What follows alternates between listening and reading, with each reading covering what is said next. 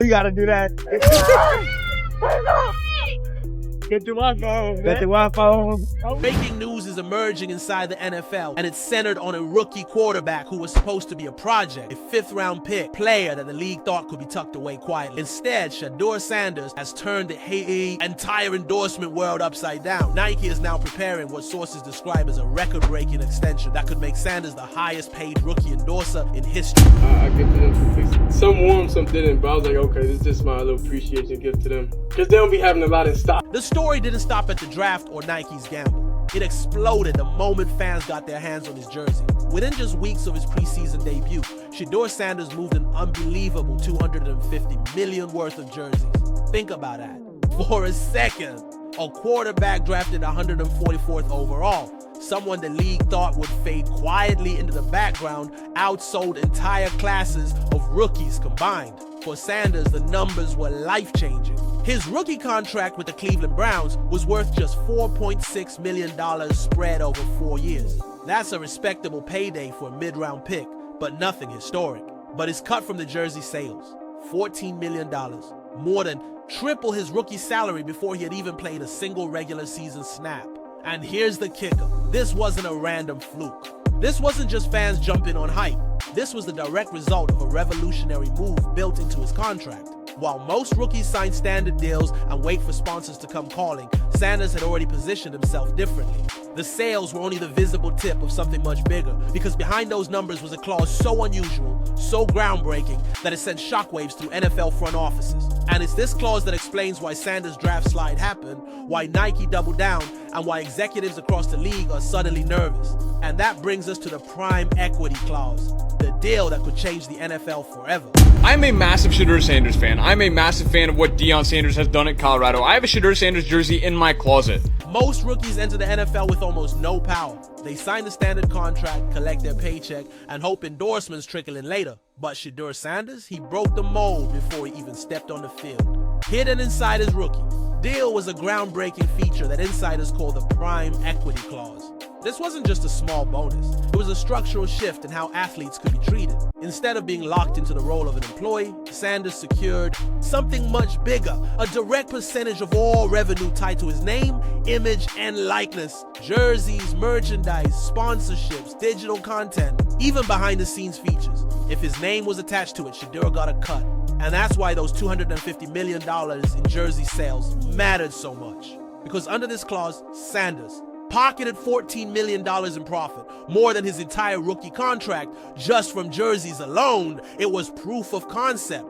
The model worked. And for NFL owners, it was terrifying. Behind closed doors, executives admitted what fans are only now realizing. This wasn't just a bold contract. It was a blueprint for player empowerment.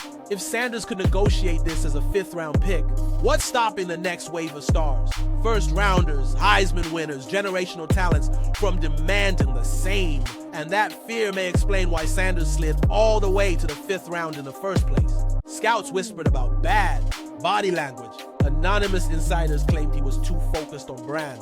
But now, looking back, it feels less like evaluation and more like sabotage. Teams weren't scared of his talent. They were scared of his leverage. But one company wasn't afraid. In fact, they were already invested. They saw the future before. The NFL did. That company was Nike. And their bet on Shedeur Sanders would soon turn into one of the boldest moves in sports marketing history. This is a sign for anybody out there that feels like they've been done wrong. You are always going to end up on the right side if you are a good person. Shedeur has been doing nothing but keeping quiet, working, minding his business, driving the speed limit hopefully, and doing everything he needs to do to prepare for this upcoming season. While NFL teams hesitated, Nike never blinked. They had seen the writing on the wall long before draft night.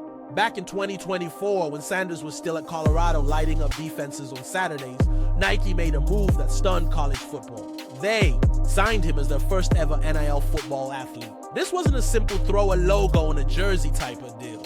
Nike went all in. They weren't just sponsoring Shedeur Sanders, they were building a brand. Exclusive cleats, custom sneakers, social media campaigns tying his highlight reels to his father's legendary Air Diamond turf sneakers from the 1990s. It was a direct attempt to connect Deion's legacy with Shedeur's rising star. By the time the 2025 draft rolled around, Nike had already doubled down. They broke months of silence on their football accounts just to spotlight Sanders. They dropped campaigns labeled Poetry in Motion, blending his Colorado dominance with his NFL future. They rolled out custom gear that fans couldn't buy fast enough. So when draft night came and Shedeur slipped past the first round, then the second, and eventually all the way to pick 104, Nike didn't waver. If anything, they smelled opportunity. The whispers about him being entitled, the talk of bad body language. To Nike, it wasn't a red flag, it was a smokescreen. The so-called red flags were really about that prime equity. The clause in his contract demands, and Nike knew that if he pulled it off, he wouldn't just be a quarterback. He'd be a business partner. So as NFL executives whispered doubts, Nike prepared for a launch. Days before Sanders' first preseason action, they flooded social media with content. Custom cleats, highlight montages, and captions like "Only a matter of time." And then, in his very first game against the Carolina Panthers, Sanders gave them exactly what they needed. 14 completions, 138 yards, and 2 touchdowns. The poise, the accuracy, the swagger, it wasn't just a rookie debut. It was a marketing drill. Within hours, Nike Football dropped an ad featuring Sanders' signature watch celebration with the caption, "Only a matter of time." It racked up hundreds of thousands of likes and millions of impressions before the night was over. And with that, the hype shifted into overdrive. What was supposed to be a preseason footnote had just become the biggest marketing story in all of sports. But as big as that first game was, nobody was ready for what came next. The kind of sales explosion that turned Sanders into a cultural phenomenon overnight.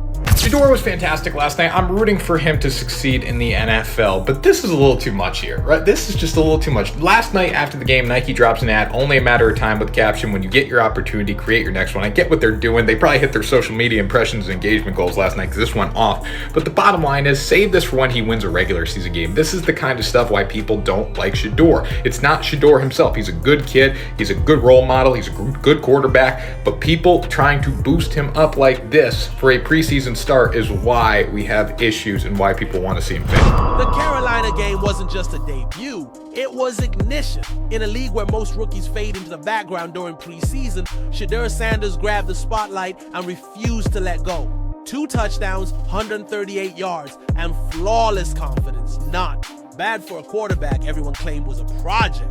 But here's where things really went nuclear. Almost immediately after the final whistle, Nike dropped that perfectly timed ad with Sanders flashing his now iconic watch celebration. Just 4 words, "Only a matter of time," and social media erupted. The ad pulled in hundreds of thousands of likes within hours, spreading across Instagram, TikTok, and Twitter like wildfire.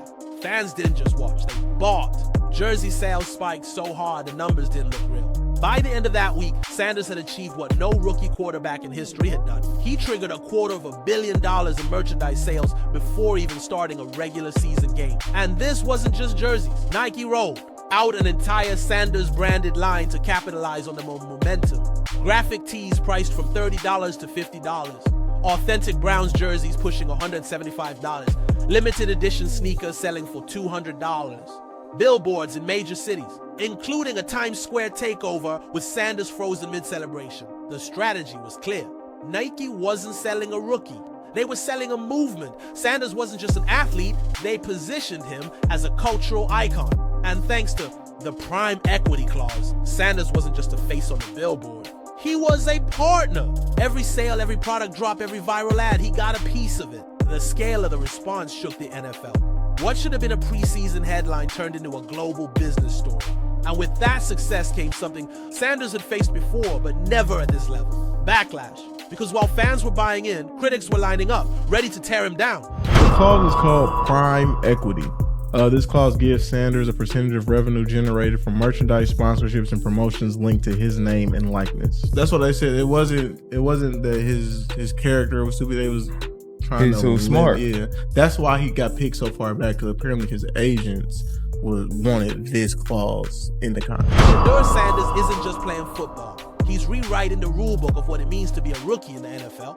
With the clause no one saw coming, a marketing machine built by Nike, and a sales explosion that shattered records, he's forced the league to ask a question it's never had to face. What happens when players stop being just employees and start being partners?